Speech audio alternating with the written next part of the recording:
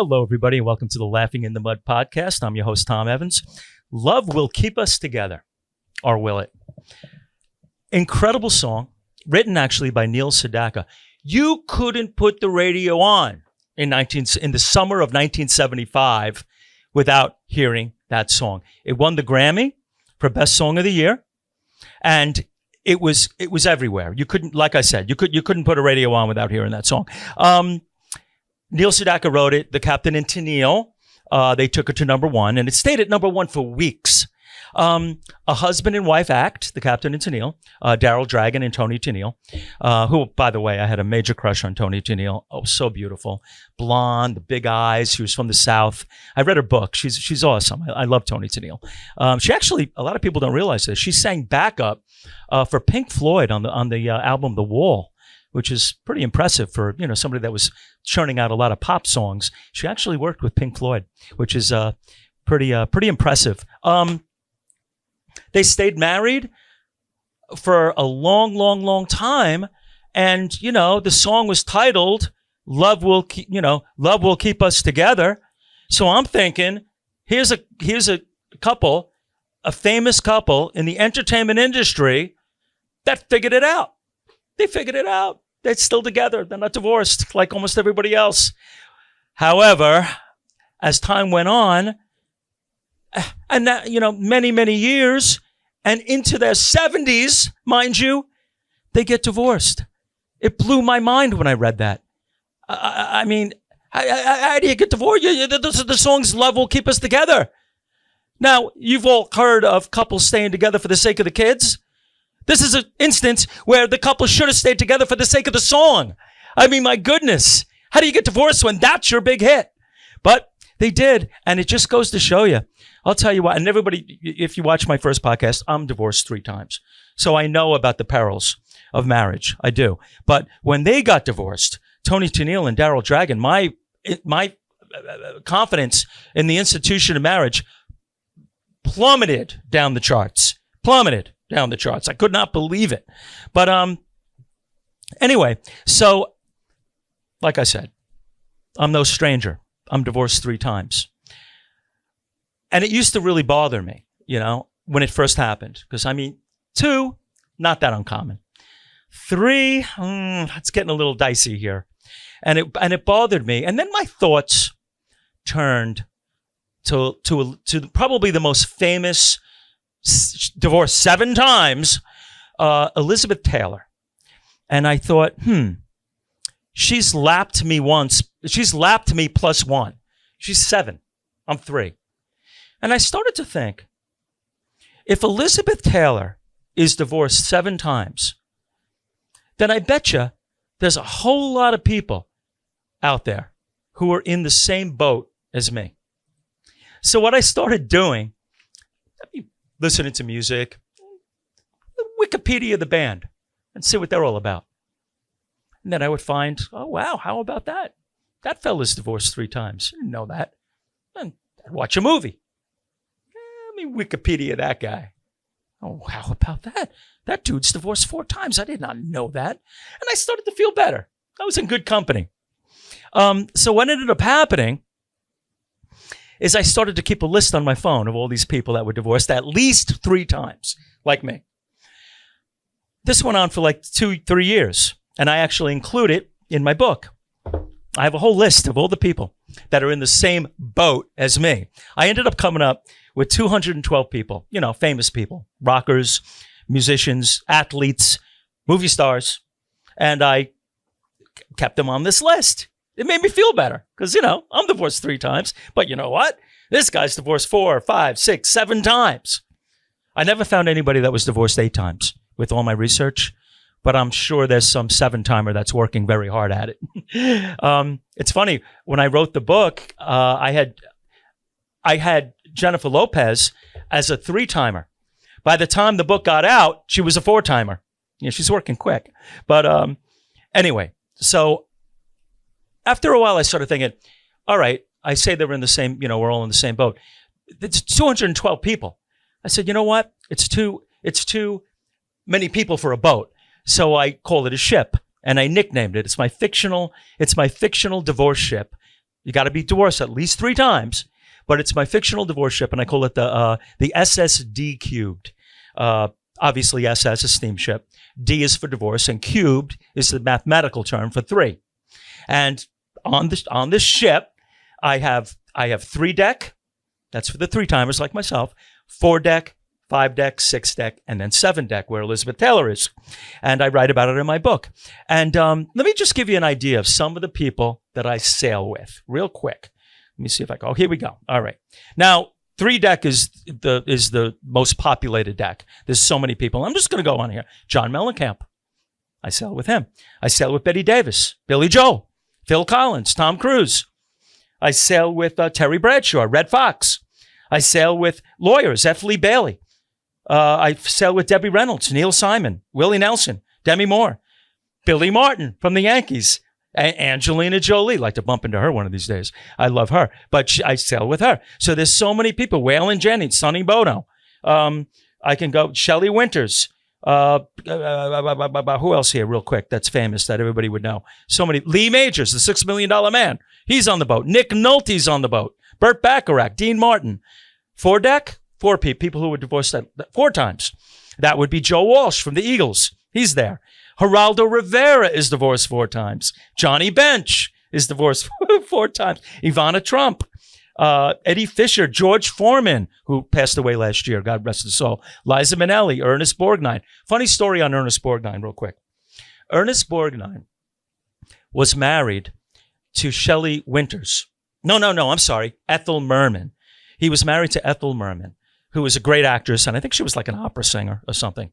And of course, Ernest Borgnine was a famous actor. The marriage lasted a very, very short amount of time, to the point that when Ethel Merman wrote her memoir, she dedicated a chapter to her. The chapter was called "My Marriage to Ernest Borgnine." It consisted of 1 blank page. 1 blank page. That was what she dedicated to her husband, Ernest Borgnine. That's how bad that marriage was. 4-deckers, Johnny Weissmuller, Pamela Sue Martin, Bella Lugosi, Connie Francis. I can go on. I got so many people here. 5-timers. Let's hit that. Ava Gabor, Pamela Anderson, who I really like. Billy Bob Thornton is a 5-timer. Let me see who else here that people would know. Rita Hayworth is a 5-timer. 6-deck, Mickey Rooney. Richard Pryor was divorced 6 times. Greg Allman was divorced 6 times. 7. I'll just name them. Steve Earle is on 7-deck, 7 times divorced. He's a country music singer. He's the only guy on 7-deck. It's all women. Zsa Zsa Gabor, 7. Lana Turner, 7. Elizabeth Taylor, of course. She's the most famous 7-decker. Barbara Hutton and Jennifer O'Neill. Unbelievable. But those are just some of the people that I sail with. So I ended up with this list, and it made me feel not so bad about being divorced 3 times. And if you listen to the podcast, I ended up, so does the 3rd one count? I remarried my 3rd wife. So technically, yeah, I'm divorced 3 times, but I ended up remarrying my 3rd wife. Marriage is hard, folks. For all you young people out there, marriage is hard. It's not all sunsets and roses. And when I started writing the book, I kept misspelling marriage. Marriage isn't only hard, it's hard to spell. Anthony, can you spell marriage? Marriage. You got it right. I did? Okay. I kept putting the A before the I. It's okay. I don't know why. I can't misspell. And I kept misspelling it, and it kept coming up, as a misspell. And I had to get used to it. Marriage, like you said. It's pretty good you got that right. I can spell, and then there's other times I'm typing, and it looks like a schizophrenic wrote something. Now, you've never been married, right? No. So, well, at least you're on the right footing, because you can spell the word marriage. I can spell it, but doing it is a whole nother thing, Ant. Well, I can't even, I don't know, every relationship I've had hasn't lasted more than a month. So it's really? Yeah. How old are you? 27. Wow, I was already married by then. I only had two girlfriends in my entire life. That's not that uncommon these days. How old are you? I'm 27. Yeah, it's not uncommon. I mean, people are waiting longer. A lot of people are not getting married these days. Well, we can't afford it. They can't afford it, yeah. Especially on Long Island. On Long Island, too. It's hard to buy a house anymore. No, it was hard It's to date down. ridiculous. It's hard to date down here too. It is hard. I mean, if you're a 10 in the rest of the country, you're like a 5 here. It's pretty rough. I could do really well in Pennsylvania, but when you come here, forget it. I mean, That's funny. I've been told once I was seeing this one girl and she was like, yeah, like I wanted to date you, but you're just too short.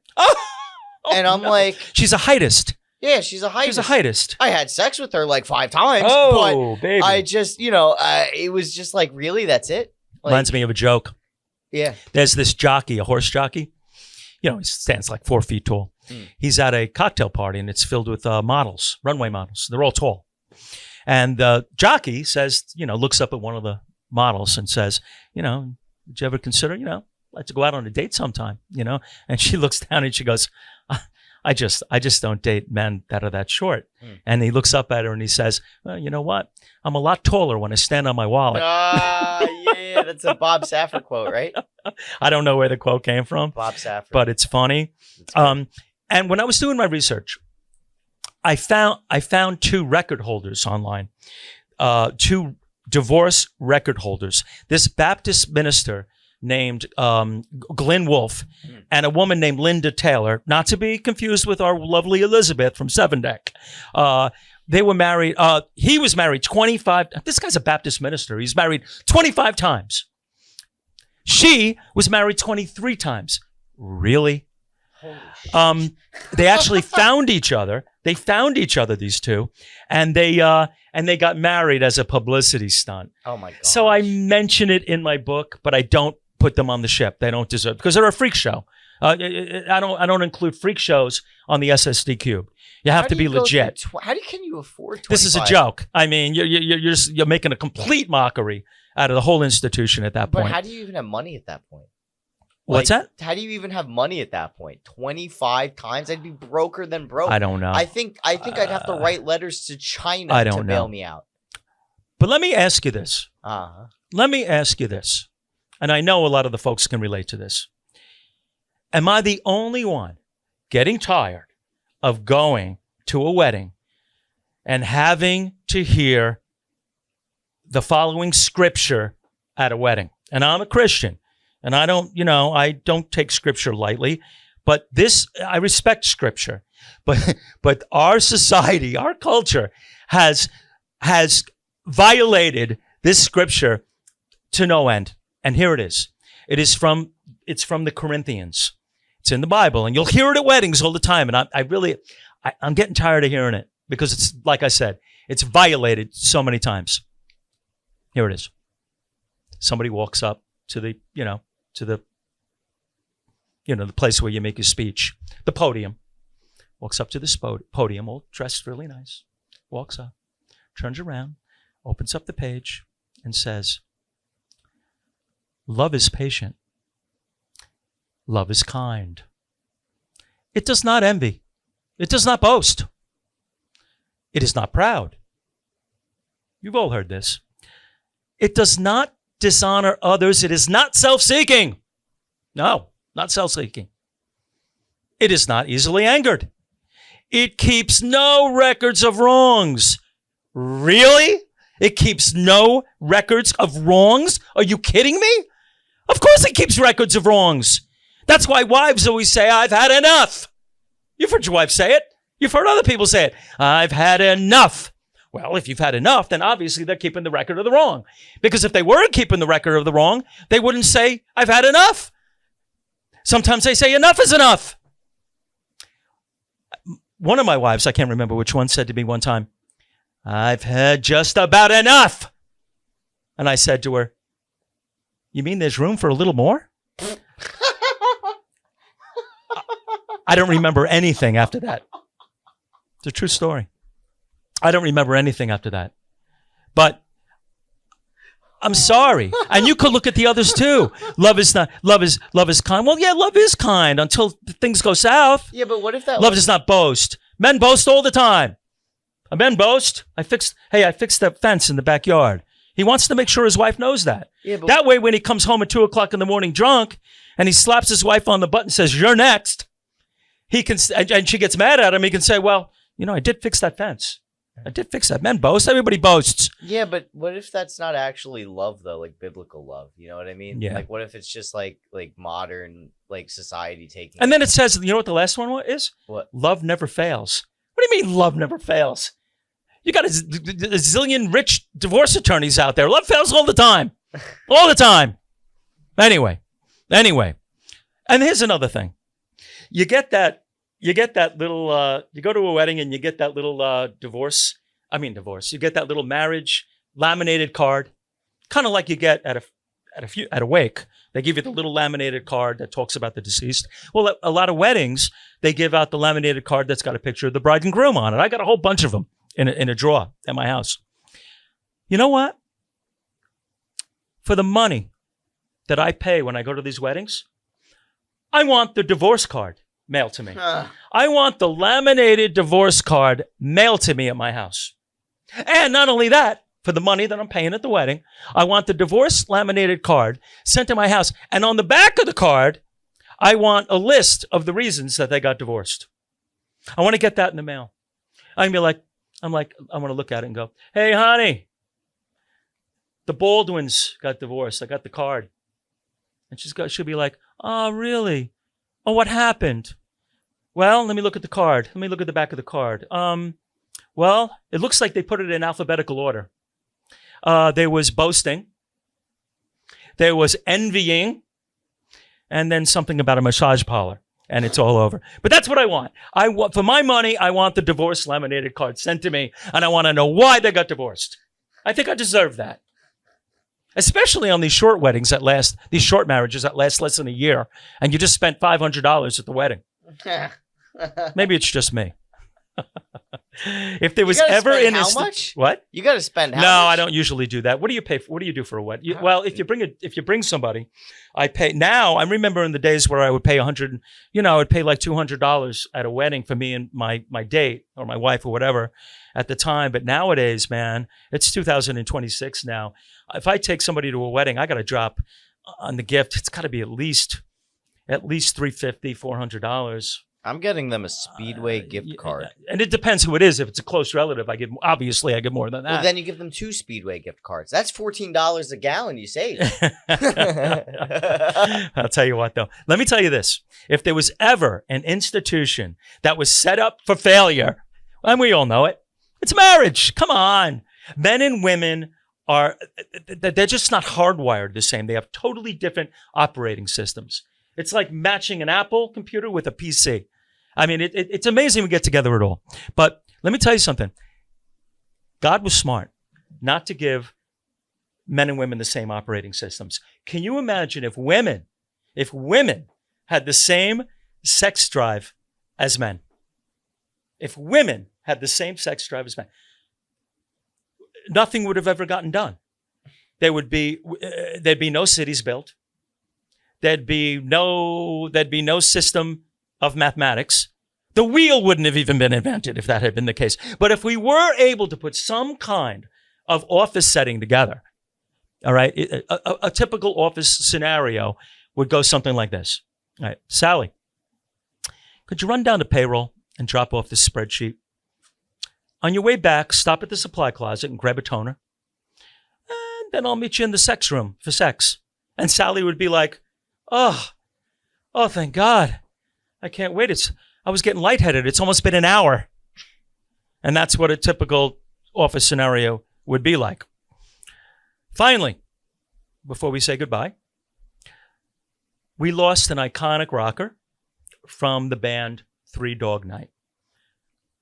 I'm a fan. Loved the band. Loved Shambhala. Loved Mama Told Me Not to Come, a great song.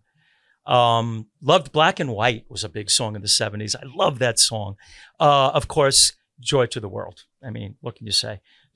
Jeremiah was a bullfrog, right? And Yes. great song. Yeah. Everybody knows that particular lyric because it starts off the song and it's called Joy to the World. And this particular fella, Chuck Negron, was the lead singer for a lot of their hit songs, including Joy to the World, which starts off with Jeremiah was a bullfrog. So rest in peace, everybody.